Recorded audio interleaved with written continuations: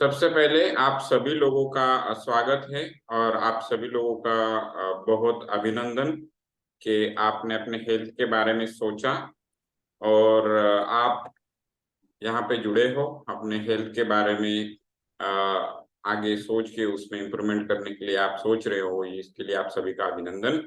ठीक है, तो आज हम लोग देखेंगे कि हेल्थ क्या होती है, हेल्थ की डेफिनेशन क्या होती है और हेल्थ होती क्या है, इसके बारे में हम लोग देखेंगे। उसके बाद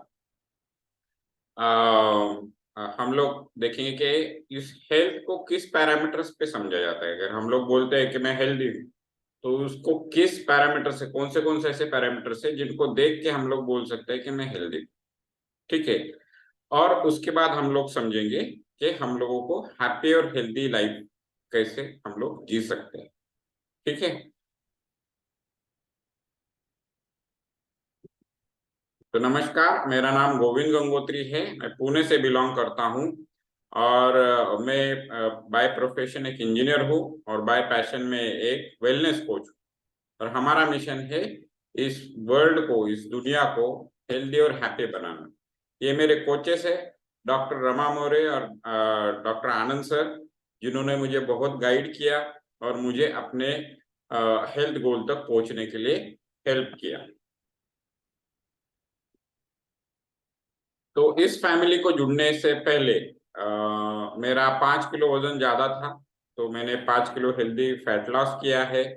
और मेरे बाकी के उस वजह से, इस वजह से वेट लॉस होने की वजह से, हेल्दी फैट लॉस होने की वजह से मुझे काफी सारे फायदे हुए हैं। जैसे कि मेरा डाइजेशन अच्छा हुआ, मुझे जो जॉइंट पेन्स होते थे वो सब मेरे निकल गए, है ना। और मैं बहुत ज्यादा एक्टिव भी हो चुका हूँ। तो लेकिन ये जो रिजल्ट्स है ये टिपिकल नहीं है, ये पर्सन टू पर्सन वैरी हो सकते हैं। आपकी जो हेल्थ है, आपकी हेल्थ कंडीशन है, आप किस तरीके से अपने कोच को फॉलो करते हो, आप किस तरीके से इस न्यूट्रिशन को फॉलो करते हो, उसके ऊपर ये डिपेंड है। मैंने अपने आप में जो चेंज लाया, उसके लिए मेरे कोचेस ने जो मुझे इंस्ट्रक्ट किया था वो मैंने बहुत स्ट्रिक्टली फॉलो किया और अभी भी करता हूँ। ठीक है, आगे चलते हैं। तो अभी ये जो हेल्थ फैमिली जिसके बारे में मैं बोल रहा था कि जिनसे जुड़ के मेरा ट्रांसफॉर्मेशन हुआ है, मैंने अपने हेल्थ में चेंज लाया है। तो ये जो हेल्थ क्लब है ये दुनिया के 96 कंट्रीज में चलता है। तो हम लोग यहाँ पे क्या करते हैं, हम लोग सुबह मिलते हैं, एक्सरसाइज करते हैं, हेल्थ के बारे में अपने आप को एजुकेट करते हैं और आगे चलते हैं। जैसे कि आज आज यहाँ पे काफी सारे नए लोग हो सकते हैं। तो हम लोग क्या कर रहे हैं, बेसिकली हम लोग हेल्थ को समझ रहे हैं, हेल्थ पैरामीटर्स को समझ रहे हैं। तो इसका मतलब क्या है, हम लोग अपने आप को एजुकेट कर रहे हैं। तो इस तरीके से हेल्थ का एजुकेशन होता है।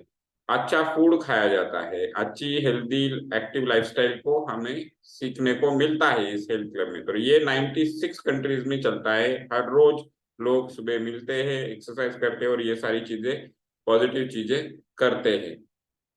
ठीक है, अभी हम लोग जाएंगे हेल्थ की डेफिनेशन की तरफ।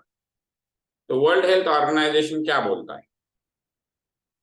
Health is a state of complete physical, mental, social और स्पिरिचुअल वेलबींग। अभी इसका मतलब क्या है? इसका मतलब ये है कि आप जिसको आरोग्य बोल रहे हो वो आप तभी सुस्थिति में हो, आप तभी निरोगी हो जब आपकी शारीरिक, मानसिक और सामाजिक स्थिति जो है वो सुस्थिति में। जब आप इन तीनों चीजों के तरफ आप अपने देखते हो और उसको असेस करते हो, उसका उसको देख के आप ये सोचते हो कि मैं किस तरीके से हूं। अगर आपकी शारीरिक स्थिति, मानसिक स्थिति और सामाजिक स्थिति, ये तीनों स्थितियां अगर अच्छी स्थिति में है तो आपका आरोग्य अच्छा है ऐसा माना जाता है। ये तीनों चीजें होनी चाहिए उसके अंदर। अगर आपको कोई बीमारी नहीं है या फिर आपको कोई वीकनेस नहीं है तो आप ये नहीं बोल सकते कि मैं हेल्दी हूँ, है ना। आप डिप्रेस भी रह सकते हैं या फिर शरीर में अगर कुछ कमियां हो सकती है उसकी वजह से आप सफर कर सकते हैं, है ना। तो ये सारी चीजें अगर ना हो तो आप हेल्दी हो क्या? नहीं।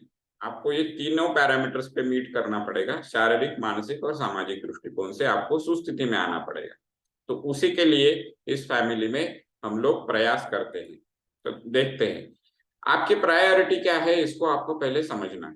अभी हमने ये तो देख लिया कि मेरी शारीरिक, मानसिक और सामाजिक स्थिति किस तरीके से, इसके बारे में हम लोगों ने सोचा, तो अभी उसके आगे जाके हम लोग ये डिसाइड कर सकते हैं कि हमारी प्रायोरिटी क्या है। क्या हमें वेट कम करना है, क्या हमारी डाइजेस्टिव हेल्थ खराब है, क्या हमारे जॉइंट्स पेन करते हैं, क्या हमारी हार्ट हेल्थ में कुछ इश्यू है, हमारे बच्चों की हेल्थ में कुछ हमको इम्प्रूवमेंट करना है, क्या हमको किसी हमारे बच्चे या फिर खुद को किसी स्पोर्ट में पार्टिसिपेट करके अपने आप को बहुत ज्यादा एफिशिएंट बना के करना है, या फिर हमको सिर्फ बाबा नहीं, हमको नॉर्मली ही अपने एनर्जी और फिटनेस को मेंटेन करना है, ठीक है, या फिर overall well being of life. तो ये हमारी क्या है, overall well being of life के बारे में हमने पहले स्लाइड में देखा था। क्या देखा था कि शारीरिक, मानसिक और सामाजिक दृष्टिकोण से हमको सुस्थिति में आना है, अच्छी स्थिति में आना है कि नहीं। तो अभी इसमें से आपका प्रायोरिटी क्या है, इसके बारे में 2 मिनट रुक के इसके बारे में सोचिए कि हम लोग क्या करना चाहते हैं। जैसे ही आपको ये प्रायोरिटी क्लियर हो जाएगी, वैसे ही आपको उसके बारे में सोच के रास्ते भी दिखाई देंगे कि मैं इसको किस तरीके से अचीव कर सकता, है ना। और आपका जो है निश्चय वो दृढ़ हो जाएगा। इसीलिए ये प्रायोरिटी आपको इसके बारे में सोचना बहुत जरूरी है। ठीक है, आगे चलते हैं। तो अभी हम लोगों ने देखा था, हेल्थ की डेफिनेशन देखी, और हमने ये भी देखा था शुरू वाली स्लाइड में, एकदम पहले वाली स्लाइड में, कि हम लोग हेल्थ पैरामीटर्स के बारे में बात कर रहे हैं। तो आपका जो हेल्थ है वो किन पैरामीटर्स पे डिपेंड है। जो हम लोग शारीरिक हेल्थ के बारे में बात कर रहे हैं अभी, तो शारीरिक हेल्थ जो है वो किस पैरामीटर्स पे डिपेंड है। Ideal weight, body fat, visceral fat, trunk fat, muscle mass, है ना। तो अभी आइडियल वेट जो है वो आपका कितना होना चाहिए, बॉडी में कितना परसेंटेज फैट होना चाहिए, विसरल फैट कितना होना चाहिए, ट्रंक फैट कितना होना चाहिए, मसल मास कितना होना चाहिए, body age, BMR, basal metabolic rate इसको बोलते हैं, बीएमआई, है ना। तो बॉडी मास इंडेक्स बोलते हैं इसको। तो इन एक एक पैरामीटर्स को हम लोग एक एक करके आगे जाके देखते हैं, है ना। तो ये है अपना आइडियल वेट। तो कैसे होता है ये आइडियल वेट जो है, तो डब्ल्यूएचओ के फार्मूला के हिसाब से आइडियल वेट जो है आपका, वो आपकी हाइट से रिलेट करता है और उससे ही निकाला जा सकता है। अगर कोई महिलाएं हैं तो उनका अगर आइडियल वेट निकालना है तो आपको अपनी हाइट को मेजर करना पड़ेगा, उसको सेंटीमीटर्स में हमको कन्वर्ट करना पड़ेगा, उसको सेंटीमीटर में अपनी हाइट को मेजर करना है और उसमें से 105 नंबर को घटा देना है, तब आएगा आपका आइडियल वेट। आइडियल वेट मतलब आपके बॉडी के हाइट के हिसाब से जो वेट होना चाहिए वो, ठीक है। अभी पुरुषों के इसमें हम लोग क्या करते हैं, पुरुषों के केस में हम लोग क्या करते हैं, उसी जो सेंटीमीटर में हमने हाइट ली है उसमें से हम लोग 100 नंबर को घटा देते हैं, तो हमारी आ जाती है आइडियल वेट। तो ये देखिए, अभी यहाँ पे अगर कोई 5 फुट का बंदा है और उसका 152 सेंटीमीटर अगर है, तो उसमें से 100 घटा दोगे तो आता है 52, है ना। और महिला अगर रहेगी तो उसका आएगा 47। ठीक है, आगे चलते हैं। तो आइडियल वेट हमको समझ में आ गया। बॉडी फैट क्या होता है, देखिए हम लोग क्या करते हैं ना, जब भी हम लोग खाना खाते हैं हम लोग खाना खाते हैं, एक्सरसाइज करते हैं, या फिर नहीं करते, या फिर हमारी लाइफस्टाइल किस हिसाब से, उस हिसाब से हमारे बॉडी में फैट का परसेंटेज अलग अलग होता है। अब ये फैट कहाँ से आते हैं हमारे बॉडी, हम लोग कोई भी चीज खाते हैं तो बॉडी जब उस चीज को, जब हमारे पास एक्सेस हम लोगों का जो खाना होता है जिसमें ज्यादातर कार्बोहाइड्रेट्स बोल सकते हैं, कार्बोहाइड्रेट जब हम लोग ज्यादा खाते हैं तो उसमें से बॉडी को क्या मिलता है, एनर्जी मिलती है। लेकिन अगर हमारी बॉडी उतनी एनर्जी को बर्न नहीं कर पा रही है तो वो उस एनर्जी को सेव करके रखती है, उस एनर्जी को वो बचा के रखती है। तो वो किस फॉर्म में होता है, वो फैट के फॉर्म में होता है। इसलिए हमारे बॉडी में फैट जमा होना शुरू होता है। ये कौन कर रहा है, इसको जरा ध्यान से देख। ठीक है, तो ये हमारे बॉडी में जो है ये फैट जमा होना शुरू हो जाता है। अब अभी ये क्या है कि हमारे बॉडी में अगर कोई डिफिशियंसीज भी रहेगी, हमारे बॉडी का जो चयापचय है, डाइजेशन है, वो भी ढंग से नहीं हो रहा, तभी भी फैट का परसेंटेज बढ़ सकता है। समझ रहे हो। मसल और फैट, इनका जब इम्बैलेंस हो जाता है परसेंटेज का हमारे बॉडी, तो हमें काफी सारी दिक्कतों का हेल्थ में सामना करना पड़ सकता है। अभी ये देखिए थर्मल स्कैन है, इसमें आपको दिख रहा होगा ये जो व्यक्ति है जिसके बॉडी में 40% फैट है, ये देखोगे कि इनके मसल्स कितने कम है और इनके बॉडी में फैट कितने ज्यादा है। तो ये ऐसी स्थिति हो सकती है। तो अभी इसका नॉर्मल पैरामीटर क्या है, पुरुषों में ये 10 से 20% के आसपास होना चाहिए, मैक्सिमम 20% होना चाहिए। महिला में ये मैक्सिमम 30% होना चाहिए, 20 से 30% के बीच में बॉडी फैट होना चाहिए। ठीक है, आगे चलते हैं, अगला पैरामीटर हम लोग देखेंगे। तो विसरल फैट, अभी हमारा ये जो गला होता है, गले से लेके जहां पे हम लोग बेल्ट पहनते हैं कमर पे, उस एरिया के दौरान हमारे बॉडी में एक कैविटी होती है, एक खोखली कैविटी होती है जिसमें काफी सारे ऑर्गन्स बैठे हुए होते हैं, है ना। वहां पे क्या क्या होता है, वहां पे हमारा हार्ट होता है, वहां पे हमारे लंग होता है ना। वहां पे हमारा लीवर होता है, हमारे डाइजेस्टिव सिस्टम पूरा आते हैं, इंटेस्टीन, ये सब होता है, किडनी, पैंक्रियास, ऐसे इंपॉर्टेंट हमारे वहां पे इंपॉर्टेंट इंपॉर्टेंट ऑर्गन्स वहां पे होते हैं, है ना। तो इसको बोलते हैं विसरल कैविटी, है ना। तो अभी इस विसरल कैविटी में जो फैट होता है, जो फैट जम जाता है, उसको हम लोग बोलते हैं विसरल फैट, है ना। उसके अंदर फिर हमारी जो महत्वपूर्ण रक्त वाहिकाएं होती है, आर्टरीज जो होती है, जिससे ब्लड हमारा हमारे हार्ट से निकल के पूरे बॉडी में जाता है, तो वो आर्टरीज भी होती है, और हार्ट के आर्टरीज भी वहीं पे होती है। तो इनके अंदर जो कोलेस्ट्रॉल जमा होता है वो भी विसरल फैट में काउंट हो जाता है ना। तो जिन लोगों का विसरल फैट बहुत ज्यादा हो, उन लोगों को अपने आप पे ध्यान देने की बहुत जरूरत होती है, क्योंकि ये सारी जो इंपॉर्टेंट ऑर्गन्स है वो इसी कैविटी में बैठे हुए होते हैं। तो आपने कभी देखा है क्या, पुलिस या मिलिट्री वाले, वो लोग क्या करते हैं, वो लोग बुलेट प्रूफ जैकेट पहनते हैं, तो वो किस चीज, कौन से एरिया को प्रोटेक्ट करता है, इसी विसरल एरिया को ही प्रोटेक्ट करता है। क्यों, क्योंकि यहाँ पे बॉडी के सबसे इंपॉर्टेंट ऑर्गन्स है जो प्रोटेक्ट होने चाहिए, है ना। तो ये देखिए, ऐसे प्रैक्टिकल एग्जांपल आपको आपके आजू बाजू में देखिए। तो ये विसरल फैट होना कितना चाहिए, ये 2 से 8 के बीच में होना चाहिए, तभी आप हेल्दी हो। अगर नहीं है तो आपको तकलीफ होगी।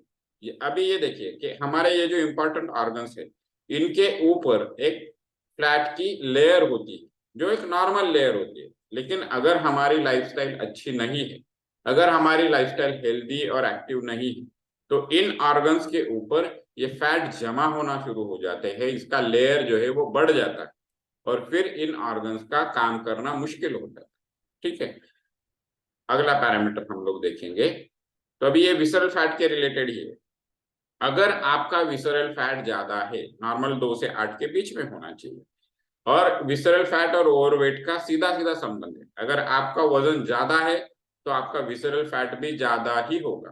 ठीक है, तो अगर आपका 5 से 10 केजी वजन ज्यादा है आइडियल वेट से, तो एक दिन में आपके हार्ट को 1440 लीटर ब्लड को एक्स्ट्रा पंप करना पड़ता है, मतलब उसको ज्यादा काम करना पड़ता है।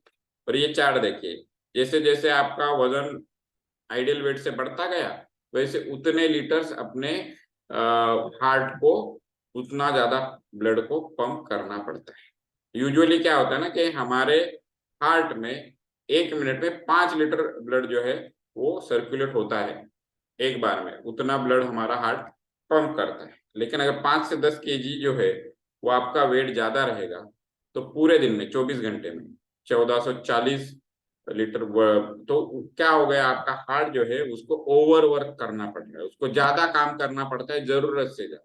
तो उसके नुकसान ही होने वाले, ये आप सभी को पता है कि अगर कोई भी चीज हम लोग जरूरत से ज्यादा उसका ऊपर लोड डालते हैं, जरूरत से ज्यादा अगर उसके ऊपर हम लोग प्रेशर डालते हैं, तो वो चीज खराब होनी ही है।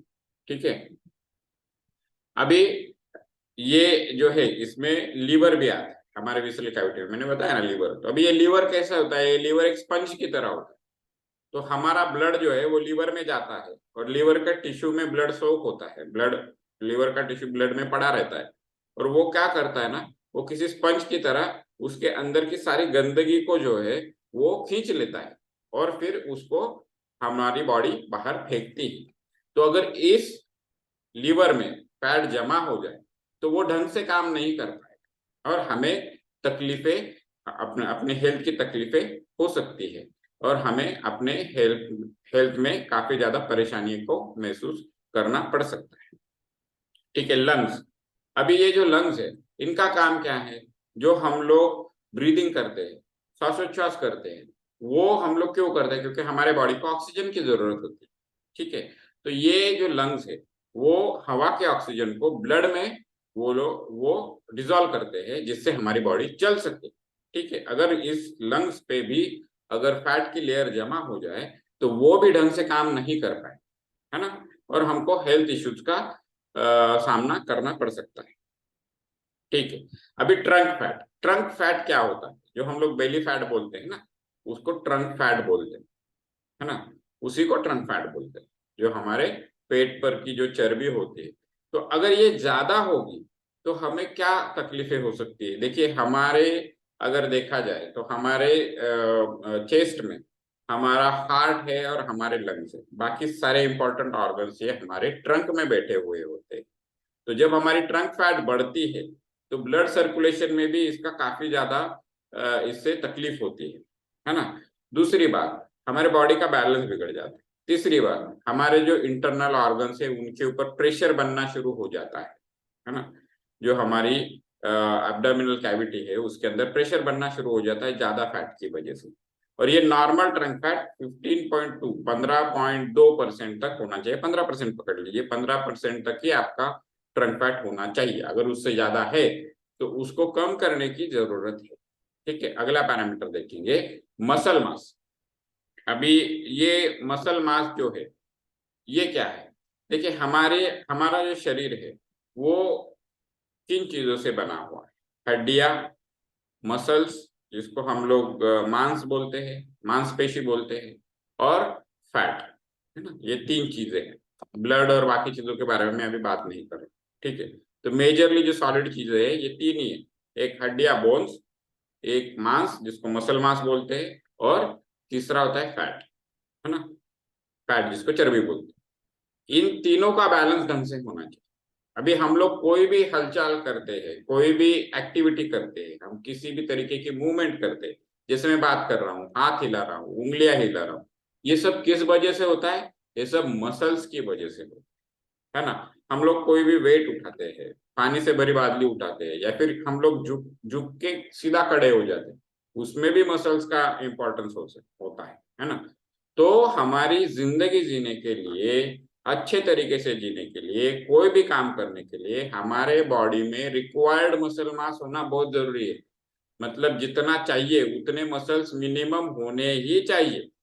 अगर वो नहीं है तो हम लोग अच्छी हेल्दी लाइफ नहीं जी पाएंगे, हम लोगों को काफी ज्यादा तकलीफ होगी। तो अब ये नॉर्मल इसका पैरामीटर क्या है? पुरुषों में ये 33 से 36% तक होना चाहिए, 33 to 36% पुरुषों में होना चाहिए। महिलाओं में 30 से 33% होना चाहिए। समझ रहे हो आप? तो जिनका मसल मास कम है, उन लोगों को क्या होता है? उन लोगों को तकलीफ होती है ना, उनको थकान आती है, उनको बहुत ज्यादा बॉडी पेन रहता है। कुछ लोगों को देखिए पैर में बहुत ज्यादा दर्द रहता है, कुछ लोगों को पीठ में दर्द हमेशा रहता है। तो ये किस वजह से होता है? बॉडी में फैट का परसेंटेज ज्यादा होना और मसल्स कम होना। अभी इस बात को सोचिए, अगर मैं आपके पास 20 किलो की बोरी दे दूं और आपको बोलूं कि चलो अभी 4 किलोमीटर चल के आते हैं, चल पाएंगे? हम लोग नहीं चल पाएंगे। अगर वो बोरी नहीं है तो आप हंसी खुशी आ जाओगे, कुछ तो करके, थोड़ा स्ट्रगल करके आप 4 किलोमीटर चल के आ सकते हो, अगर आपको आदत नहीं है तो, है ना। तो ये ऐसा है कि हमारे बॉडी में अगर बॉडी फैट का परसेंटेज बढ़ जाता है और हमारे मसल्स की परसेंटेज कम हो जाती है, तो क्या है? पहले से ही मसल की परसेंटेज कम है, और फिर उसकी जो काम करने की कैपेसिटी वो कम हो गई, और ऊपर से हमने ज्यादा वाला फैट का वजन उसके ऊपर डाल दिया। तो अभी सोचिए, जिसका पहले से ही कैपेसिटी कम है उसको आप ऊपर से और ज्यादा ओवरलोड करते हैं। तो ये देखिए, फिर से थर्मल स्कैन आ गया। यहाँ पे भी ये जो व्यक्ति है जिनका निकाला गया है, पूरा फैट ही दिख रहा है, मसल्स काफी कम है। तो इसके वजह से क्या होता है ना, जॉइंट्स में भी प्रॉब्लम आती है। और जिन लोगों का मसल मास कम होता है, उन लोगों को बहुत बार इन्फेक्शन का शिकार होना पड़ता है। उनको ज्यादा बार बार बॉडी में कोई ना कोई इन्फेक्शन रहता ही है। ठीक है, तो ये है मसल मास का इम्पोर्टेंस, तो ये हमको बढ़ाना बहुत जरूरी है। ठीक है, अभी आगे चलते हैं कि बॉडी एज। देखिए हमारे दो तरीके के एज होते हैं, एक होता है क्रोनोलॉजिकल एज या फिर जिसको हम लोग कैलेंडर एज बोलते हैं, और एक होता है बॉडी एज, बायोलॉजिकल एज। ठीक है, बायोलॉजिकल एज और बॉडी एज सेम है, क्रोनोलॉजिकल एज और कैलेंडर एज सेम। अभी जिस दिन हम पैदा हुए वहां से लेके आज तक जो हमारी एज है उसको हम कैलेंडर या फिर क्रोनोलॉजिकल एज बोलते हैं, समझ रहे हैं? तो उतनी हमारी वो एज हो गई। बायोलॉजिकल या फिर बॉडी एज क्या है कि हमारी जो लाइफस्टाइल है और हमारा जो फूड कंजम्पशन है उसके हिसाब से हमारे बॉडी का जो डिग्रेडेशन हुआ है। अभी आप बोलोगे कि बॉडी का डिग्रेडेशन ये क्या चीज होती है? हम लोग काम करते हैं, हम लोग स्ट्रेस लेते हैं, हम लोग बिजी रहते हैं अपने लाइफ में, है ना? तब क्या होता है, आपको ये बात तो पता है कि हर चीज जिसको हम लोग यूज करेंगे वो घिस जाती है, उसका उसके अंदर की जो क्या बोलते हैं उसको, ये घिस जाती है या फिर उसका क्वालिटी थोड़ा सा ढीला होने लगता है। तो वैसे हमारे बॉडी में क्या होता है कि ये सब काम करते वक्त हमारे बॉडी में वेस्टेज निकलता है, हमारी कुछ सेल्स मरती है डेली, हर किसी का नॉर्मल साइकिल है, डेली वो सेल्स मरती है हमारे बॉडी की, नए सेल्स बनती है, रीजनरेट होती है। तो क्या होता है, अगर हमारी लाइफस्टाइल हेल्दी और एक्टिव नहीं है, अगर हम बहुत ज्यादा स्ट्रेस ले रहे हैं, हम खाना ढंग से न्यूट्रिशन वाला खाना नहीं खा रहे हैं, हमारे बॉडी को रिक्वायर्ड न्यूट्रिशन नहीं मिल रहा है, जरूरत वाला न्यूट्रिशन नहीं मिल रहा है, तो हमारे बॉडी का रीजनरेशन जो है वो स्लो हो जाता है, वो ढंग से हो नहीं पाता। तो उसके वजह से क्या होता है, हमारे बॉडी का डिग्रेडेशन हो जाता है, उसके वजह से हमारी बायोलॉजिकल एज ज्यादा हो सकती है, मतलब कैलेंडर एज कम और बायोलॉजिकल एज ज्यादा हो सकती है। जब मैं इस फैमिली से जुड़ा था तब मेरी एज थी 38 और मेरी बायोलॉजिकल एज 59 थी। इसका मतलब ये था कि मेरी बॉडी का इतना डिग्रेडेशन हो चुका था, मेरी बॉडी की इतना डैमेज हो चुका था कि वो किसी 59 ईयर्स के इंसान के, किसी के 59 ईयर्स ओल्ड बंदे की तरह मेरे बॉडी का जो है डैमेज हो चुका था। तो अभी इस फैमिली को जुड़ने के बाद, अच्छा न्यूट्रिशन लेने के बाद, हेल्दी एक्टिव लाइफस्टाइल जीने के बाद अभी मेरा बॉडी एज धीरे धीरे जो है बायोलॉजिकल एज वो धीरे धीरे कम होते जा रहा है। ठीक है, तो ये होता है क्रोनोलॉजिकल एज और बॉडी एज, ये बहुत इंपॉर्टेंट पैरामीटर है हमारे बॉडी के लिए। अगला पैरामीटर देखते हैं, बीएमआर, बेसल मेटाबॉलिक रेट। ये क्या होता है, अगर आप स्वस्थ हो, स्वस्थ मतलब आपको कोई स्ट्रेस नहीं है, आप कोई ज्यादा प्रेशर में नहीं हो, आप कोई ज्यादा अलग एक्टिविटी, रेगुलर एक्टिविटी से अलग एक्टिविटी नहीं कर रहे हो, तो उस टाइम पे आपके बॉडी में कितनी कैलोरीज बर्न हो रही है ना? अगर आप स्वस्थ बैठे हो तो वो कितनी कैलोरीज बर्न करता है, इसको बोलते हैं बेसल मेटाबॉलिक रेट, है ना? तो ये किस काम में आता है, इससे आपको समझ में आता है कि आपके बॉडी का जो कैलोरी कंजम्पशन है वो कितना है।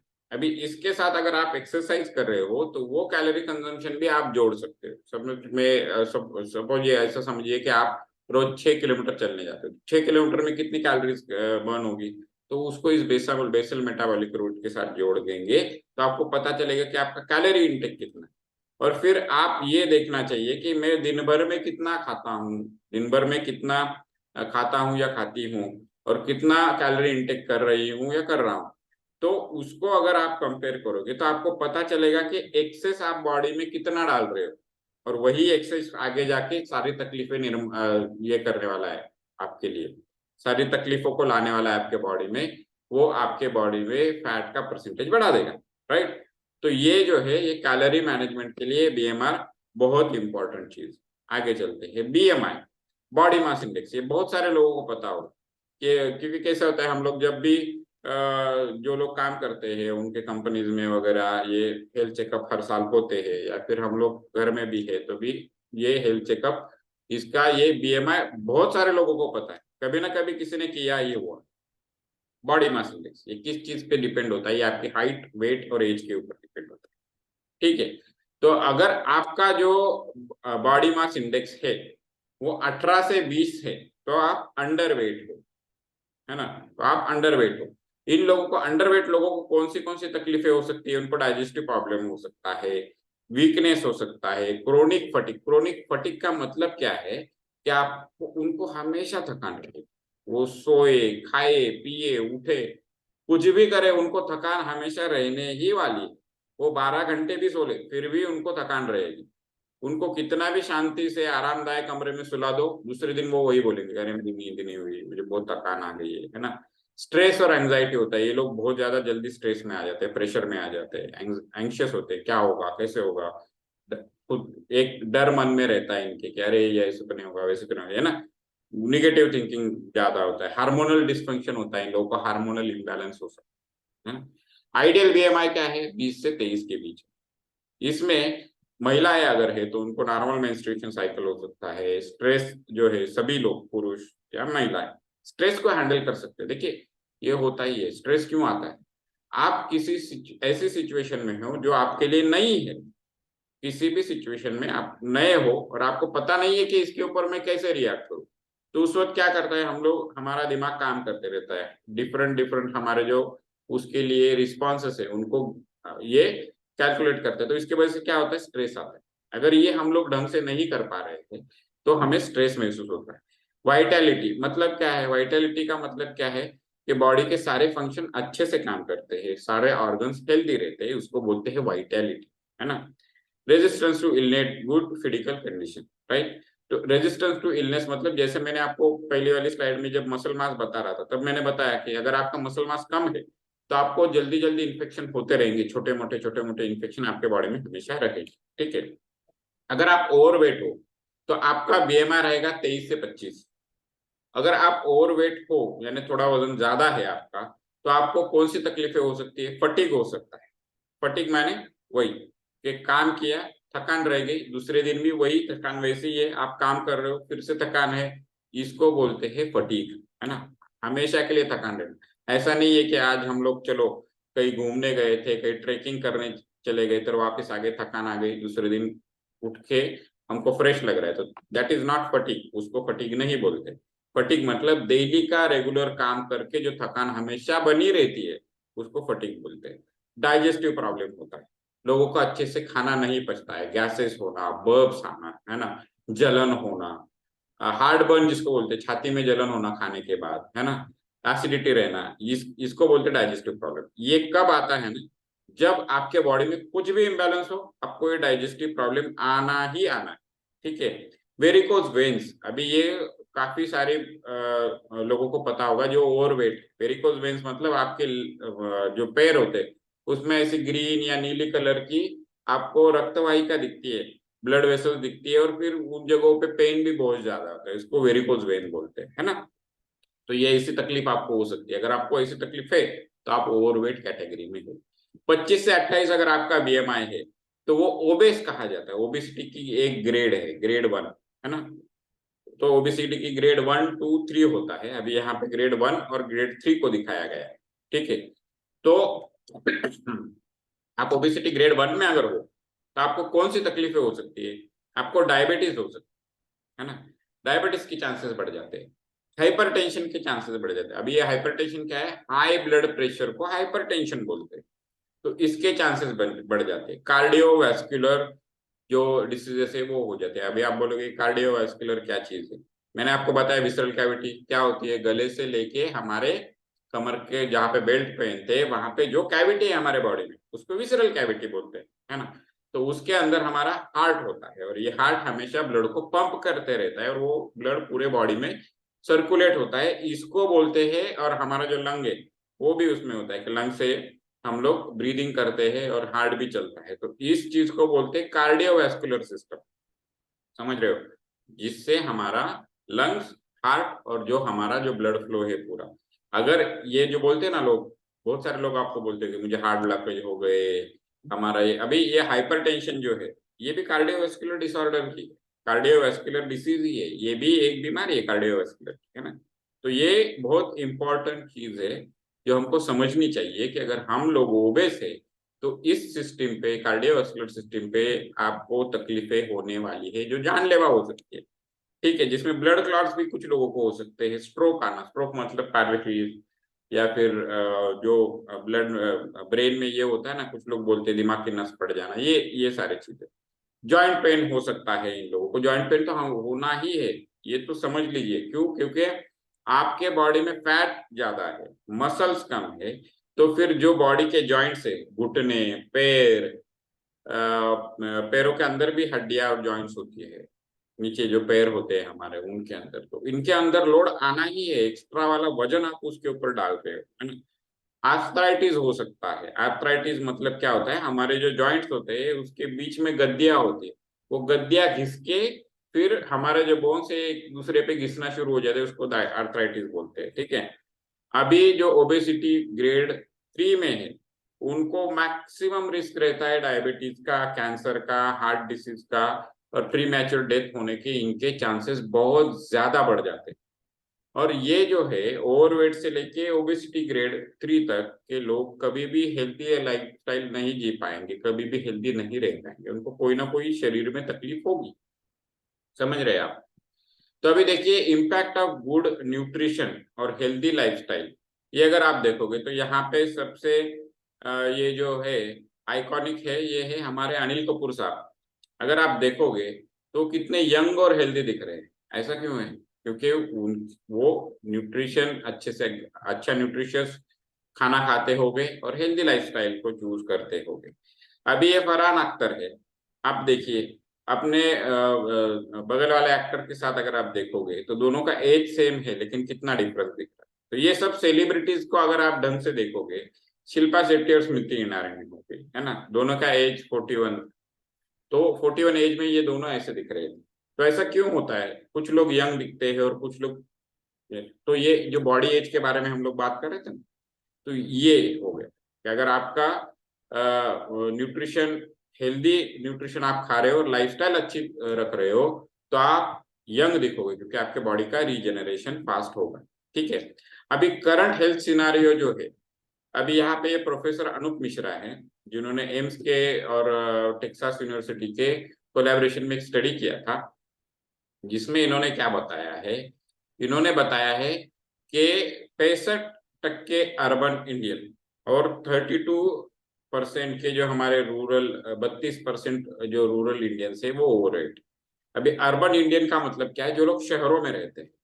और रूरल इंडियंस का मतलब क्या है? जो लोग गांव खेड़े में रहते हैं। तो 65% जो है हमारी जनता, जो शहरों में किसी भी तरीके के छोटे शहरों में रहते हैं, जहाँ से तालुका प्लेस के ऊपर आप समझ सकते हो, तालुका प्लेस, डिस्ट्रिक्ट प्लेस, बड़ा शहर, महानगर, यहाँ पे रहने वाली जनता के 65% लोग जो है वो ओवरवेट। और जो लोग गांव खेड़े में रहते हैं उसमें 32% लोग हैं। अभी इसमें ये जो है पूरा जो हमारे देश का पॉपुलेशन है उसके अंदर 75% जो महिलाएं हैं, समझो 100 महिलाओं को लिया गया तो उसमें से 75% महिलाओं में एब्डोमिनल ओबेसिटी दिखाई दी। जो हमने ट्रंक फैट की इमेज देखी थी ना, तो मैंने बताया था कि इंटरनल ऑर्गन्स पे प्रेशर आता है, तो वो वाली बात यहाँ पे चल रही है। ठीक है। और पुरुषों में 54% पुरुष, 54% पुरुषों में ये एब्डोमिनल ओबेसिटी दिखाई दी। 10 में से 7 लोग ओबीस है और 10 में से 3 लोग माल नरिश है ना। तो ये इनका कंक्लूजन है। तो अभी इसके वजह से हमको हेल्दी न्यूट्रिशन और हेल्दी लाइफस्टाइल के बारे में सोचना बहुत जरूरी है। ठीक है। तो अभी जो हमारी हेल्दी बॉडी है, अगर हमको बॉडी हेल्दी रखनी है तो हमारे बॉडी में न्यूट्रिशन की नीड क्या है, क्या नीड है हमारी, क्या क्या जरूरत है बॉडी की न्यूट्रिशन के लिए। तो हमें क्या करना चाहिए? हमको एक 20% है एक्सरसाइज करना चाहिए, कोई भी छोटा मोटा एक्सरसाइज हमको करना चाहिए। 40% कार्बोहाइड्रेट चाहिए हमको, है कि नहीं? 40% कार्बोहाइड्रेट चाहिए, 25 ग्राम उसमें फाइबर होना चाहिए इन कार्बोहाइड्रेट्स में। ये एक टाइम के खाने के बारे में हम लोग बात करें। ठीक है।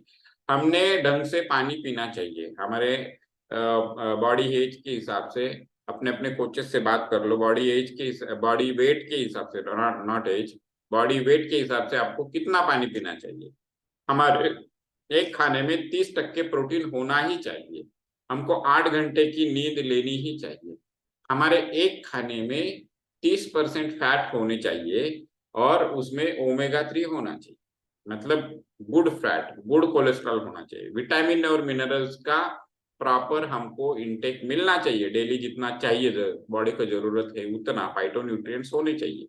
ठीक है, तो फाइटोन्यूट्रिएंट्स भी चाहिए। फाइटोन्यूट्रिएंट्स क्या होते हैं, ये एंटीऑक्सीडेंट एजेंट्स बोलते हैं। देखो कुछ काफी सारे एडवर्टाइज आते हैं कि इसमें एंटीऑक्सीडेंट है, आप ये दवाई खाओ, ये खाओ, वो खाओ, ऐसे वो भी वो नेचुरल फूड में ज्यादा होता है। तो ये सारी चीजें हैं। तो ये सारी चीजें अगर आप ढंग से कर रहे हो मैनेज, तो आपकी बॉडी हेल्दी रहेगी। ठीक है ना। अभी हेल्दी रहने के लिए 6 जरूरतें हैं। 6 doctors anywhere and no one can deny it are. मतलब ये क्या बोल रहे हैं कि 6 डॉक्टर्स है जो हमारे हमको हेल्दी रख सकते हैं। उसमें क्या है, सनशाइन है, सूरज की धूप है, पानी पीना, रेस्ट लेना, अच्छी खुली हवा में जाना, एक्सरसाइज करना, और डाइट मतलब न्यूट्रिशन, अच्छा न्यूट्रिशियस खाना खाना। तो ये ऐसा कहते हैं कि exercise is a king and nutrition is a king queen, put them together and you have a kingdom. मतलब क्या है कि एक्सरसाइज एक राजा है और खाना जो है न्यूट्रिशियस खाना एक क्वीन है। अगर आप दोनों को एक साथ लाते हो तो आपको एक अच्छा सुराज्य मिलता है, जो कि आपकी हेल्थ है, आपकी हेल्थ अच्छी रहती है। ठीक है। अभी क्या होता है कि ये हेल्थ इश्यूज किस वजह से आते हैं, हमको एनालाइज करना है क्यों आते हैं। अनहेल्दी हैबिट्स जिसको बोलते हैं, ये अगर हमारे लाइफ में रहेंगे तो हमें हेल्थ इश्यूज आने ही आने। क्या होता है, हमको स्ट्रेस होता है। अगर हमारे लाइफ में स्ट्रेस है तब भी हम लोग अनहेल्दी हो जाते हैं। अगर हम चाय कॉफी ज्यादा पीते हैं, अभी ये देखिए चाय कॉफी में क्या होता है कि आपने अगर चाय पी तो आपके बॉडी में सडन कैलोरी बूस्ट आ जाता है और बॉडी को लगता है कि फूड आ गया, और वो अपने एंजाइम्स को रिलीज करती है, लेकिन बॉडी में फूड नहीं होता है, तो वो एंजाइम्स आपके सिस्टम में घूमते रहते हैं और डैमेज करते हैं। तो इसके वजह से टी और कॉफी से नुकसान होता है। अल्कोहल, जो लोगों को दारू पीने की आदत है, अल्कोहल आपके बॉडी को डैमेजिंग ही होता है। स्मोकिंग आपके बॉडी को डैमेजिंग है। बहुत ज्यादा स्वीट खाना, अभी हमने पहले देखा था, है कि नहीं। तो मैंने बीएमआर के बताते हो स्लाइड आपको कैलोरी मैनेजमेंट के बारे में बताते कि कैलोरीज कितनी जरूरत है उतना ही खाना चाहिए। अगर आप स्वीट्स खाओगे ज्यादा तो क्या होगा, आपके बॉडी में बहुत सारी एनर्जी, बहुत सारी कैलोरी जाएगी, तो उसका आगे होने वाला क्या है, फैट बनने वाला है, और वही फैट आपको तकलीफ देगी। तो उस वजह से लोग हो जाते हैं ओवरवेट। तो क्या आप ओवरवेट हो, आपको खुद को एनालाइज अभी करना है। ठीक है। तो अभी हम लोग जो है न्यूट्रिशन के बारे में भी हमें खाने के ज्यादा सोचने की जरूरत है। क्यों जरूरत है, क्योंकि आजकल का जो फूड का सिनारियो है वो थोड़ा सा डिफिकल्ट हो गया है। क्यों, क्योंकि आजकल क्या हो रहा है, एक साल में कई कई बार फसलें निकाली जा रही है ना। पहले उसके 2 ही बार निकलते थे, अभी ज्यादा बार निकालने की कोशिश करते हैं। या फिर जो भी फसलें उगाई जा रही है वो सब जेनेटिकली मॉडिफाइड फसलें हैं, जिसमें ज्यादा से ज्यादा यील्ड आने के लिए कोशिश की गई। राइट। तो अभी हमारी जो ये सॉइल है, हमारी जो मिट्टी है, उसके अंदर ही न्यूट्रिशंस वैल्यू कम हो चुके हैं, तो वो फूड में भी कम ही आएगी। राइट। और सारे केमिकल्स उसमें यूज होते हैं, फर्टिलाइजर्स होते हैं, और जो कीटकनाशक जिसको बोलते हैं वो भी केमिकल्स उसके ऊपर रखे, उसके ऊपर डालते हैं ताकि उसको कोई नुकसान ना हो फसल। तो इस वजह से ग्रो जो फूड हमारा ग्रो हो रहा है, जो फूड हमारा उगा रहे हैं, उसमें काफी सारी प्रॉब्लम्स है। अभी स्टोरिंग का बात आता है, जब ये फूड उग गया, अभी उसको निकाल लिया, फसल निकाल ली, तो उसको पहले जो थे वो ऑर्गेनिक तरीके से स्टोर करते थे, उसके डिफरेंट डिफरेंट मेथड्स थे। अभी क्या हो रहा है, अभी स्टोरेज करने के लिए केमिकल्स का ज्यादा यूज हो जाता है, और वही केमिकल्स हमारे बॉडी में जाते हैं। कुकिंग की मेथड बदल चुकी है। अभी देखिए पहले क्या होता था, आप अभी भी गांव में अगर देखोगे तो लोग सुबह उठ के ताजा फूड बना के खाते हैं, खेतों में जाते हैं। जब वो लोग खेतों में जाते हैं तो घर से उनके लिए खाना खाने के टाइम पे बन के ताजा ताजा आता है। आजकल की दुनिया में क्या हो गया है, हमारी लाइफस्टाइल कैसी हो गई है, हम लोग खाना बनाते हैं 8 बजे, ऑफिस में खाते हैं वो 1-2 बजे। तो 5-6 घंटा अगर आप उसके बाद में खाना खा रहे हो तो क्या होने वाला है, उसकी न्यूट्रिशियस वैल्यू डिप्लीट हो जाएगी, वो खाना खराब होना शुरू हो जाएगा, और तब आप उसको खा रहे हो। राइट।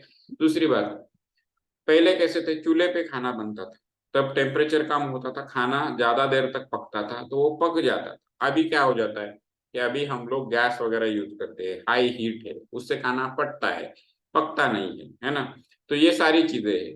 कुकिंग में ऑयल, पहले पहले आप देखो, पहले के जमाने में लोग इतना ज्यादा ऑयल यूज नहीं करते थे, अभी ऑयल बढ़ गया है, शुगर का कंजम्पशन बढ़ गया है, प्रिजर्वेटिव होने वाली चीजें हम लोग खाने में मिला के उसको कुक कर रहे हैं। तो ये सारी चीजों में, कुकिंग में भी काफी ज्यादा चेंज आ चुका है, जिसकी वजह से हम लोग अपनी हेल्थ को लूज कर रहे हैं। ठीक है। तो अभी इस फैमिली को जुड़ने के बाद अभी हमने ये तो समझ लिया कि हमारी न्यूट्रिशन की जरूरत है क्या है, हम लोग कैसे हेल्थ को अच्छा कर सकते हैं, ये आगे जाके हम लोग ये करेंगे। तो यहाँ पे कोई फैमिली मेंबर्स है जिनको अपने अनुभवों को शेयर करना है और लोगों को बताना है कि इस फैमिली को जुड़ने के बाद आप में किस तरीके के चेंजेस आए? कोई है, कोई बात करना चाहता है? हैंड रेज करिए। ओके। तो निर्मला मैम, मैं आपको अनम्यूट करता हूँ। Yes, thank you Govind sir कि आपने बहुत अच्छे से इंफॉर्मेशन यहाँ डिलीवर किया है। मेरी आवाज आ रही है सर? आवाज आ रही है सर, आवाज आ रही है मैम। Yes yes. तो आज सर ने जो हमें बताया है कि किस तरह से न्यूट्रिशियस फूड लेने से हमारी बॉडी अच्छी हो जाती है, तो मैं यहाँ मेरा परिचय देना चाहूंगी। मैं डॉक्टर निर्मला तेलरांधे, मैं नागपुर से बिलोंग करती हूँ और बाय बैकग्राउंड में प्रोफेसर हूँ आयुर्वेद कॉलेज में, लेकिन बाय पैशन अभी मैं हेल्थ कोच करके भी काम कर रही हूँ। तो इसका कारण है कि जैसे मैं इस फैमिली में आने के पहले ओवरवेट हो गई थी, और ओवरवेट होने की वजह से अभी जैसे गोविंद सर ने बताया कि क्या क्या हो सकता है, तो मेरी कोलेस्ट्रॉल लेवल बढ़ गया था और उसकी वजह से मेरी सांस फूल जाती थी और चलने में भी तकलीफ होती थी। और इससे और भी एक तो कोलेस्टेरॉल की मात्रा अधिक होने की वजह से ये सब चीजें हो रही थी और हाइपोथायराइडिज्म भी चल रहा था, तो इसलिए वेट भी धीरे धीरे बढ़ रहा था। तो इस फैमिली को ज्वाइन करने के बाद तो मेरा कोलेस्ट्रॉल लेवल तो नॉर्मल हो ही गया अच्छा न्यूट्रिशन लेने के बाद में। और वैसे हाइपर एसिडिटी का बहुत सालों से तकलीफ थी, तो वो हाइपर एसिडिटी पूरी तरह से चली गई है और उसकी वजह से होने वाले पाइल्स फिशर जैसी बीमारियां भी यहाँ पे चली गई है। तो ये क्यों हुआ है? क्योंकि मैंने मेरा टी और ब्रेकफास्ट यहाँ पे हमने चेंज किया है। तो ये टी और ब्रेकफास्ट चेंज करने की वजह से जो हमारे न्यूट्रिशन युक्त आहार हमें हमारे बॉडी को मिलता है और उसकी वजह से हमारी बॉडी हेल्दी और हैप्पी होती है। और ये मैं पिछले 1.5 साल से यहाँ पे ज्वाइन हूँ। उसके बावजूद इन्हें मैं मेरा जो आइडियल वेट है उस आइडियल वेट पे मैं पिछले 1 साल से खुद को मेंटेन कर रही हूँ। तो thank you to our my coach doctor Vinay ma'am, doctor Sudhir sir की उनके गाइडेंस की वजह से मुझे मेरा अच्छा वाला हेल्थ रिजल्ट मिला है। और मैं ये हेल्थ रिजल्ट बाकी सब लोगों को भी बांटने की कोशिश करती हूँ ताकि जो चीज मुझे मिली है वो उनको भी मैं शेयर करूँ।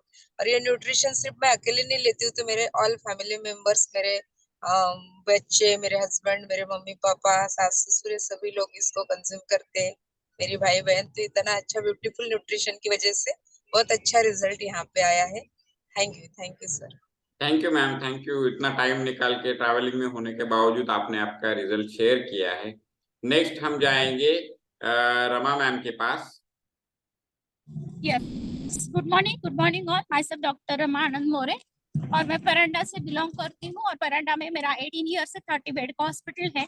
लेकिन हॉस्पिटल में काम करते वक्त टाइम पे खाना नहीं, टाइम पे सोना नहीं और टाइम पे पानी भी नहीं पीना, तो ये जो मेरी बिगड़ी हुई लाइफस्टाइल थी उसकी वजह से मुझे hyper acidity, joint stiffness, premenstrual tension, इससे कुछ तरह की बीमारी हो गई थी। फिर दूसरी चीज ये है कि मेरा बेसलाइन इतना बड़ा था कि पेशेंट मुझे पूछने थे कि मैम आप कितने मन के प्रेग्नेंट हो, तो मुझे वो दिल को लगता था। तो इस फैमिली में मैं आई मेरी वेस्टलाइन कम करने के लिए, मेरी जो सहेली है डॉक्टर तेजस्विनी, उसका स्टेटस देख के, और फिर इस फैमिली में आने के बाद मैंने मेरा हेल्दी 8 kg वेट लॉस किया है और 8 इंचेस मैंने मेरे वेस्टलाइन से घटाए हैं। साथ ही साथ मेरे जो हस्बैंड है डॉक्टर आनंद मोरे, उन्होंने भी मेरा रिजल्ट देख के ये हेल्दी चाय और नाश्ता शुरू किया और उन्होंने भी हेल्दी उनका 25 kg फैट लॉस किया है। साथ ही साथ में अभी उनका मसल गेन का जर्नी शुरू है। मेरे 2 बच्चे हैं, बड़ा जो मेरा बच्चा है वो अंडरवेट बन चुका था और छोटा वाला जो है वो ओवरवेट। मतलब एक ही खाना हम खाते थे घर में सब लोग और एक ही मतलब प्रकार का खाना खाते थे, फिर भी ऐसी कंडीशन हो चुकी थी हमारी। लेकिन अभी उसने भी बच्चों वाला चाय और नाश्ता शुरू करके उसका भी हेल्दी 10 kg वेट गेन हुआ है और मेरा जो छोटा वाला है उसका फैट लॉस का जर्नी शुरू है। दोनों का मसल स्ट्रेंथ बहुत अच्छे तरीके से बढ़ा है और स्पोर्ट में परफॉर्मेंस भी बहुत अच्छे तरीके से बढ़ा है। तो मेरा वाला जो बड़ा लड़का है वो जिम्नास्टिक में है, तो उसमें 8 to 9 मेडल्स उसको मिले हैं। यस, कंसंट्रेशन और मेमोरी भी बढ़ी है, मतलब अपने पास वेट लॉस के लिए तो है ही है, साथ ही साथ में वो नाश्ता जो है वो वेट गेन भी करता है और अपने को उसी वेट पे मेंटेन रहने का मदद भी करता है। Yes, thank you Govind sir for giving me opportunity to share. Thank you ma'am, एक मिनट। आपने इतना टाइम निकाला है, थैंक यू। हेलो हाँ बोलिए हेलो अंकल। हाँ आवाज आ रही है आपकी, बोलिए। हेलो हेलो हेलो, आपकी आवाज आ रही है? आवाज आ रहा है मेरी? आवाज आ रही है, आवाज आ रही है। Yes yes, thank you. मेरा नाम डॉक्टर अभी रमा मैडम ने। हेलो, अरे आ रही है, आवाज आ जी रही जी, है सर। मेरा नाम डॉक्टर आनंद मोरे है। मैं यहाँ पे मेरा वजन, यस, मेरा वजन 87 kg था। और यहाँ पे ज्वाइन होने के बाद जो भी यहाँ पे जो भी मॉर्निंग वर्कआउट वगैरह बाकी इससे ज्वाइन हो गया मैं। तो 2 बार मैंने वेट लॉस मैराथन में पार्टिसिपेट करने के बाद मेरा भी वजन एक 2 बार इसमें 17 किलो वजन मैंने कम किया है यहाँ पे। बहुत सारे मुझे रिवॉर्ड्स भी मिले। और मेरा ऐसी अवस्था थी कि हाथ पाई दिसती काला और पोटे भाषे जैसा नगारा, इस प्रकार मेरी अवस्था थी। जैसे छोटे चिंगम चगलते हैं और टेढ़ा मेढ़ा करके फेंक देते हैं, ऐसे मेरी चिंगम जैसी अवस्था थी।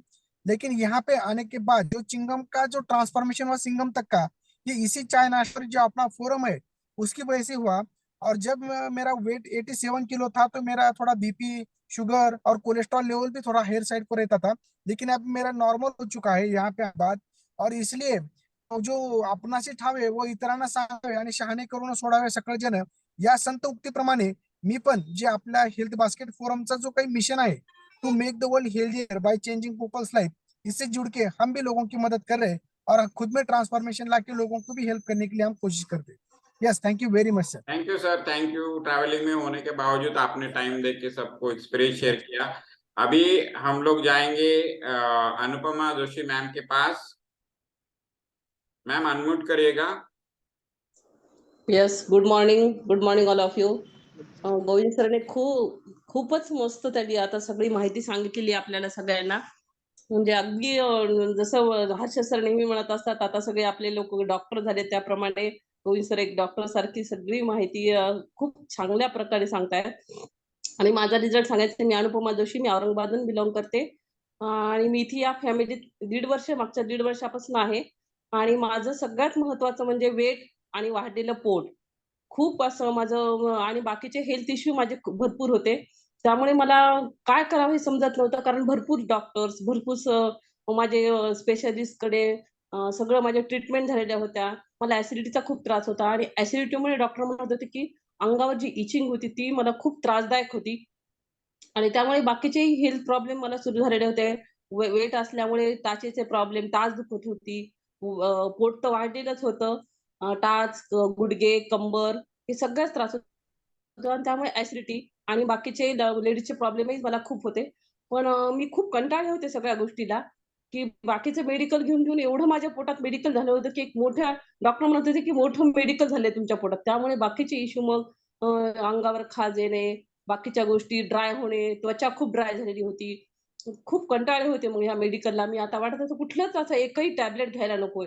पण त्याशिवाय पर्याय नव्हता. कारण आपल्याला हे सगळ्या गोष्टी माहिती नव्हत्या त्यावेळेस. मग ज्यावेळेस मला एका माझ्या मैत्रिणीने ह्या सगळ्या गोष्टीबद्दल सांगितलं, त्यावेळेस मी अगदी खरंच कंटाळलेले असल्यामुळे नको म्हणत होती ह्या सगळ्या गोष्टी, की नाही मी आता खूप त्रासही सहन केला आणि सगळ्या गोष्टीचा मी पण केलेलं आहे. पण आता नको मला. ती म्हटली, "एक वेळेस घेऊन बघा." तर मी खरंच घेतल्यानंतर मला तो जो प्रयत्न आहे माझा तो लास्ट राहिलेला आहे. कारण त्याच्यानंतर मला 15 दिवसातच माझी जी ॲसिडिटी होती, ती माझी म्हणजे भरपूर कमी झाली 15 दिवसातच. आणि मग माझा सेट संपला. तर मी म्हटलं आता कसं करायचं? हा तर थोडासा कॉस्टली आहे. आपल्याला घ्यायचा की नको? पण आपल्याला एवढ्या दिवसानंतर कधीच ॲसिडिटीमध्ये रिलीफ मिळालेला नव्हता. तर ह्या 15 दिवसात आपल्याला जो रिलीफ मिळाला आहे, तर त्याच्यापुढे मला ही कॉस्ट अगदीच छोटी वाटली. आणि नंतर मी कंटिन्यू केलं, दुसरा सेट घेतला. तर मग मला 1 महिन्यानंतर जो सेट झाला, तर त्यावेळेस तर माझी ॲसिडिटी अगदी गायब झालेली होती आणि छोटे-छोटे माझे जे इश्यू होता ते पण कमी व्हायला लागले होते. मला आता खरंच जादू असल्यासारखं वाटलं 2 सेट नंतरच. आणि पण माझ्या 3 महिन्यांपर्यंत माझं कुठलंही वेट कमी झालेलं नव्हतं. मी ॲक्चुअली वेट कमी करण्यासाठी इथे आले होते. पण वेट कमी झालं नव्हतं. थोडीशी मी नाराज होऊ लागले. पण मला सगळ्यात महत्वाची जी होती माझी ऍसिडिटी आणि इचिंग, ती माझी एकदम कमी झालेली होती. त्यामुळे मला खूप छान वाटलं आणि नंतर मी कंटिन्यू केल्यानंतर मला सगळेच प्रॉब्लेम माझे इश्यू कमी झाले. मग मी घरातल्यांना, माझ्या मुलीला, माझ्या मिस्टरांना, माझ्या मुलांना सगळ्यांनाच मी कंटिन्यू केला आहे हा प्रोग्राम आणि सगळ्यांनाच हेल्थ इश्यू, जे व्यवस्थित झोप न येणे, रात्रीचे जे जागरण होणे आणि शांत न झोप लागणे, ह्या सगळ्या गोष्टी आता कमी झाल्या आहेत. मी बेसिक बरोबरच सगळे न्यूट्रिशन बेसिक आणि बाकीचे नाईट वर्क वगैरे सगळंच घेते आहे. त्यामुळे खूप माझ्या म्हणजे शरीरात आणि आयुष्यातच म्हणेन मी, कारण आयुष्यात माझ्या खूप चेंजेस आलेले आहेत. जो आनंद, सगळ्या गोष्टी मिळत असताना आपल्याला जो आनंद मिळत नव्हता, सगळ्या गोष्टी होत्या आपल्या अवतीभोवती, सगळी सुख होते, भौतिक सुख होते, पण जो हेल्थ इश्यूमुळे जो आनंद मिळत नव्हता, तो इथे आल्यापासून मला खूप छान मिळालेला आहे. आणि माझ्याबरोबर जी माझी फॅमिली त्रस्त होत होती माझ्या हेल्थ इश्यूमुळे, ते पण सगळे शांत झालेले आहेत. त्याच्यामुळे आपली फॅमिली, हेल्थ बास्केट फॅमिली आणि आपल्या न्यूट्रिशनला मी कधीही पण म्हणजे रात्री झोपेत जरी कोणी विचारलं तरी मी थँक सांगेन.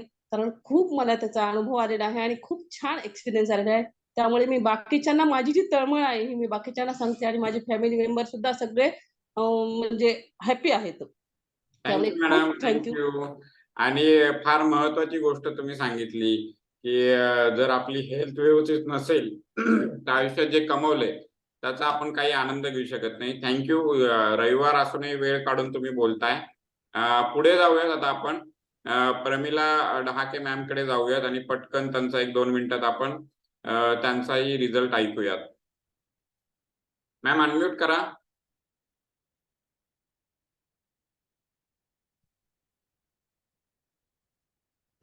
कुठं गेला प्रश्न?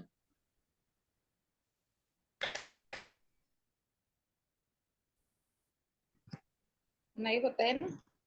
हा, झालंय. येतोय, आवाज येतोय तुमचा ma'am. Good morning sir. Good morning ma'am. Good morning all of you. खूप सुंदर तुम्ही सेशन सांगितली. हेल्थ केअर आपली कशी घ्यायची, लाईफ टाईम फिट कसं राहायचं आपण, याबद्दल खूप सुंदर गायडन्स दिला आणि जे पण नवीन असेल त्यांना पण नवीन गायडन्स मिळेल. आणि खूप सुंदर मी पण ह्या प्रमिला डहाके कामठीवरून बोलत आहे, डिस्ट्रिक्ट नागपूर. मी ह्या फोरमला जॉईन होऊन 1 वर्ष झाले आणि मला आधी याच्यावर विश्वास नव्हता की मी म्हटलं की काही होत नाही माझे वेट लॉस वगैरे, मला खूप प्रॉब्लेम होते. पण माझी कोच आहे डॉक्टर निर्मला तेरंदे, तिला बघून मी जॉईन झाली कारण तिला खूप हेल्थ इश्यू होते. तिचा रिझल्ट मी बघितला त्यानंतरच मी जॉईन झाले. आणि मग आणि मला तिने ह्याच आपल्या हॅपी टू हेल्पला सेशन सांगितलं. मग मला विश्वास बसला की खरंच याच्यामध्ये काहीतरी जादू आहे आणि तेव्हाच मी पण आपलं सकस संतुलित आहार सुरू केला. माझा 10 kg फॅटलॉस झालेला आहे आणि मला खाली बसण्या उठण्याचा प्रॉब्लेम होता, तो पण सॉल्व्ह झाला आहे. हा माझा पर्सनल रिझल्ट आहे. आणि जिना चढताना पण त्रास व्हायचा मला आणि मोसम चेंज झाला की, क्लायमेट चेंज झालं की मला सर्दी खोकला व्हायचा काही पण खाल्लं की. मला नेहमी मेडिसिन घ्यावं लागत होतं आणि मला फ्रोजन शोल्डरचा पण त्रास होता. मी ॲलोपॅथिक मेडिसिन घेऊन, खूप ऑर्थोपेडिक सर्जनची मेडिसिन घेऊन पण मला काही प्रॉब्लेम सॉल्व्ह झालेला नाही आणि नेहमी मला 2 वर्ष मला कंटिन्यू मेडिसिन घ्यावं लागली. पण आपला हा चाय नाश्ता रिप्लेस केला मी सकस संतुलित आहार, त्यापासून माझे जे हेल्थ इश्यू होते ते प्रॉब्लेम सॉल्व्ह झाले आणि हॅपी आणि हेल्दी आहे. माझी एनर्जी खूप छान आहे आता. आणि माझी 3 शिफ्ट असते, मी हॉस्पिटलमध्ये नर्स आहे. त्याच्यामुळे पण माझं आता ते करून पण मला स्टेमिना आणि एनर्जी खूप आहे. मी आता नाईट ड्युटी करून आली आता जस्ट, तरी पण अरे मला बापरे. हॅपी आणि बरं हेल्दी. बरं. Thank you madam, thank you. बघा, जे आपण म्हणतो ना की आपल्या या फॅमिलीमध्ये हेल्थ एवढी सपोर्टिव्ह कम्युनिटी आहे, तर मॅम एवढं नाईट शिफ्ट करून लागून थकलेल्या असूनही इथे वेळ काढून आपल्याशी बोलतायत. Thank you so much madam. आता बोला मॅम. आणि आपल्या कोचच्या संपर्कात राहिलं की आपल्याला खूप सुंदर बेनिफिट्स आणि हेल्थ जे प्रॉब्लेम आहे ते सॉल्व्ह होतात. Thank you very much. Thank you ma'am, thank you.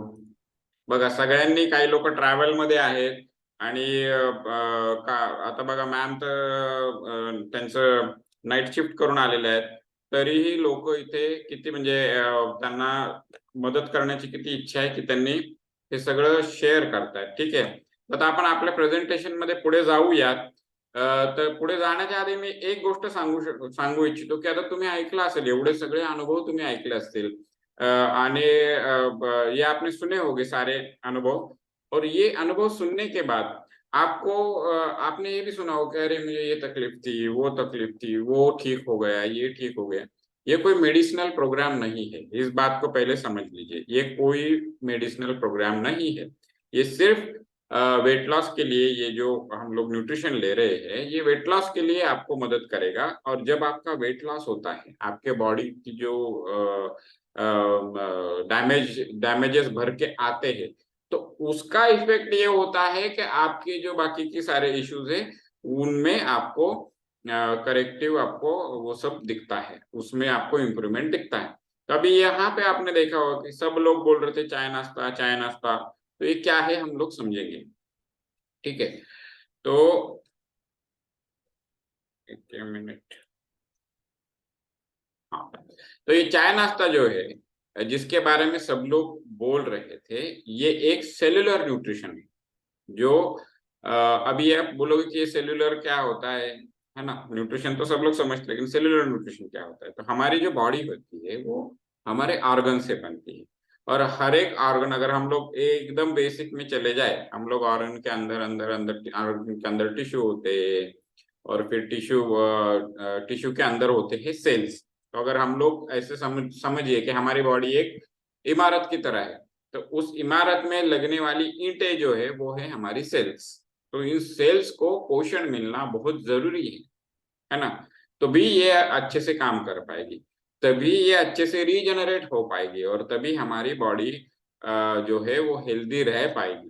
तो ये जो चाय नाश्ते के बारे में बात कर रहे थे, ये सेलुलर न्यूट्रिशन है, जिसको हमारे ये सारे फैमिली मेंबर्स कंज्यूम करते हैं, और उस वजह से उन्होंने अपने आप में, अपने हेल्थ में काफी ज्यादा बदलाव लाए, ठीक है। तो हम लोग क्या करते हैं इसमें, हम लोग अपना जो चाय है उसको रिप्लेस कर देते हैं, है ना। तो अभी जो रेगुलर चाय, एक कप चाय लोगे तो उसमें 200 कैलोरीज होती है, और ये जो हम लोग चाय कंज्यूम करते हैं इसमें सिर्फ 4 कैलोरीज होती है, और ये जो है ये हमारे बॉडी के अंदर क्लींजिंग का भी काम करता है, ठीक है। तो ये ऐसे चाय को बदल देते हैं। अभी जो हमारा नाश्ता है, तो आप अगर रेगुलर देखोगे, रेगुलर नाश्ते में 500 कैलोरीज होती है ना, और हमारा जो नाश्ता है उसके अंदर 217 कैलोरीज है, मतलब कैलोरीज भी कम। ऊपर से इस नाश्ते में 9 तरीके के इसेंशियल अमाइनो एसिड होते हैं। आप बोलोगे अभी अमाइनो एसिड्स क्या था, ये प्रोटीन का जो है, प्रोटीन जब हमारे बॉडी में जाता है और डाइजेस्ट होता है, तो उसका कन्वर्जन हो जाता है अमाइनो एसिड्स में। तो ये जरूरी है आपके सेल्स को रीजनरेट करने के लिए। हमारी जो मसल्स है, हमारी जो सेल्स है, इनका मेजर पोर्शन प्रोटीन है, और प्रोटीन से ही हमारे बॉडी में मसल्स और बाकी सारे सेल्स बनते हैं। तो ऐसे 9 इसेंशियल अमाइनो एसिड्स इसमें इसमें काफी सारे विटामिन है और मिनरल्स है।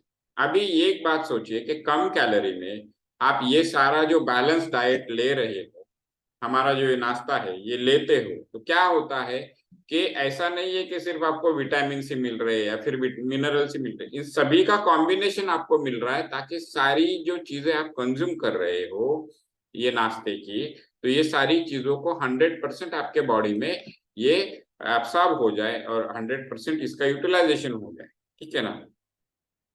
तो ये वर्ल्ड का नंबर 1 मील रिप्लेसमेंट प्रोग्राम है ना। ये जो नाश्ता हम लोग बता रहे हैं, ये वर्ल्ड का नंबर 1 मील रिप्लेसमेंट प्रोग्राम है, जो कि कम कैलोरी में आपके बॉडी में अच्छे न्यूट्रिएंट्स को पहुंचा के आपके बॉडी को अच्छे से रीजनरेट करता है, आपके बॉडी को सस्टेन करने के लिए मदद करता है ना। और ये लो ग्लाइसेमिक इंडेक्स फूड है, तो ये शुगर वाले लोग भी ले सकते हैं, और शुगर मेंटेनेंस में भी इसका काफी अच्छा रिजल्ट है ना। और इसमें जो है ये देखिए, अभी ये हर्बल लाइफ न्यूट्रिशन के ये जो चैंपियंस है, ये लोग मेरी कॉम है, सानिया नेहवाल है, हमारे विराट कोहली से है, तो ये सारे लोग भी अपने आप को इसी न्यूट्रिशन को कंज्यूम करके ये लोग अपने आप को फिट रखते हैं। अभी आप, ये बात तो है कि अपना ये जो हर्बल लाइफ का जो न्यूट्रिशन है, इसकी एडवर्टाइज वही लोग कर सकते हैं जो खुद से इसको कंज्यूम करते हैं। तो ये विदाउट डाउट है कि ये लोग इसको कंज्यूम करते हैं। तो आप सोचिए कि जो लोग दुनिया में जाके दुनिया के पॉपुलेशन को ये लोग फेस करते हैं, दुनिया से आने वाले अच्छे अच्छे एथलीट्स को ये लोग फेस करते हैं, और ये लोग अपने आप को प्रूव करते हैं। हर्बल लाइफ का न्यूट्रिशन लेके इन्होंने अपने बॉडी को अच्छा हेल्दी फिट रखा हुआ है। ठीक है, अभी वर्ल्ड के नंबर 1 एथलीट जो है क्रिस्टियानो रोनाल्डो, ये भी हर्बल लाइफ न्यूट्रिशन लेते हैं और अपने आप को फिट रखते हैं। अभी सोचिए क्रिस्टियानो रोनाल्डो कोई नॉर्मल खाना खा के, फैटी खाना खा के ये इतना अपना परफॉर्मेंस दे पाएंगे क्या? नहीं दे पाएंगे। ठीक है, तो ये कौन ले सकता है? इसमें बच्चों के लिए भी न्यूट्रिशन, टीनेजर्स है ये भी ले सकते हैं, अडल्ट ले सकते हैं, जो लोग जिन लोगों की एज थोड़ी ज्यादा है वो भी ले सकते हैं, प्रेग्नेंट लेडीज ले सकती है, जो माताएं दूध पिलाती है बच्चों को वो भी ले सकते हैं, जो लोग बीमार है वो भी ले सकते हैं, और जो एथलीट्स है वो भी ले सकते हैं। ये मतलब ऐसा कोई नहीं है जो इसको नहीं ले सकता। क्यों ऐसा है? क्योंकि इसका अगर आप देखोगे तो इसका एब्सॉर्प्शन जो है इस फूड का वो 100% है। तो आप जितना भी इसको ले रहे हो वो पूरा का पूरा आपके बॉडी में एब्सॉर्ब हो जाता है। प्लांट बेस्ड न्यूट्रिशन है तो हर कोई इसको ले सकता है। तो देखिए ये जो है यहाँ पे, एक मिनट, तो लेस्ली स्टैनफोर्ड करके जो महिला है वो पिछले 30 साल से इस न्यूट्रिशन को ले रही है, और आप अगर देखोगे तो उनमें बहुत ज्यादा, अभी वो 53 साल की है, इन्होंने 23 साल में लेना शुरू किया था, तो इनके एजिंग में इनकी ज्यादा एजिंग नहीं हुई है। तो इसका मतलब ये है कि इनकी बॉडी हेल्दी रह चुकी। अभी ये जो है ये Guinness book of world record में भी रिकॉर्डेड है, जो है ये जिम पोर जो है इनकी एक केस है कि जिनका 295 किलो वेट था, जो उन्होंने 182 केजी कम किया 19 मंथ्स में, हर्बल लाइफ न्यूट्रिशन को लेके, हमारा ये चाय नाश्ता लेके, है ना। तो अभी ये जो हम लोग चाय नाश्ते के बारे में बात कर रहे हैं, हेल्थ क्लब के बारे में बात कर रहे हैं, इससे होता क्या है? इससे होता ये है कि आप एक अच्छा न्यूट्रिशन लेते हो, आपके शरीर को जिन चीजों की आवश्यकता है वो सारी चीजों की, vitamin, minerals, carbohydrates, fats, proteins, ये सब आपके बॉडी में जाते हैं। तो ये एक अच्छा न्यूट्रिशन आप ले रहे हो इस फैमिली को जुड़ने के बाद। दूसरी बात आपको मिलता है कि वेलनेस कोच, है ना। वेलनेस कोच कौन होते हैं? ये लोग वो है जिन्होंने अपने आप में ट्रांसफॉर्मेशन किया है, अपने हेल्थ को चेंज किया है, अपने लाइफ को चेंज किया है, और फिर ये लोग आपको मदद करते हैं, ये लोग आपको इनकरेज करते हैं, ये लोग आपको रिमाइंड करते हैं, और आपको आपके हेल्थ गोल्स अचीव करने के लिए बहुत मदद करते हैं। सपोर्टिव कम्युनिटी, अभी देखा आपने कितने सारे लोग ट्रैवल में है। प्रमिला मैम तो नाइट शिफ्ट करके आई थी, अनुपमा मैम भी आज संडे होकर भी इन्होंने अपना रिजल्ट शेयर किया। लोग यहाँ पे बैठ के पूरा सेशन सुन के आपको एनकरेज कर रहे हैं, सपोर्ट कर रहे हैं, है ना। हेल्दी एक्टिव लाइफस्टाइल, आपको रोज सुबह जल्दी आप उठ जाते हो, इसकी वजह से एक्सरसाइज करते हो, है ना। और एजुकेशन, जैसे कि आज का सेशन है, हमने क्या किया, हमने अपने हेल्थ के बारे में, न्यूट्रिशन के बारे में हमने काफी सारी जानकारी ली, अपने आप को एजुकेट करा, राइट, है ना। तो ये सारी चीजें, ये 5 चीजें अगर होंगे तो अपनी हेल्थ जो है वो अच्छी रह सकती है ना। तो थैंक यू इतना टाइम देने के लिए और मुझे सुनने के लिए। Special thanks to health basket family, thanks to Mark Hughes sir जिन्होंने ये इस न्यूट्रिशन के इन्वेंशन किया है। हेल्थ बास्केट फैमिली को थैंक यू जिन्होंने मुझे सपोर्ट किया, और मेरे जो कोचेस है doctor Rama ma'am, doctor Anand More sir और मीनल मैम, जिन्होंने मुझे छोटे बच्चे की तरह संभाला और मुझ में हेल्दी ट्रांसफॉर्मेशन लिया। थैंक यू सो मच मुझे सुनने के लिए। Over to Krishna sir.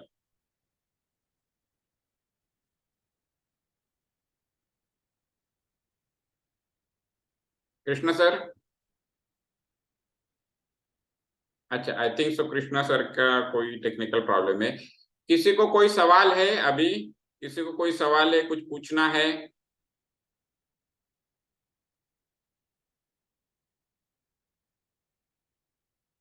किसी को कोई सवाल, अगर कोई डाउट्स है तो आप पूछ सकते हो।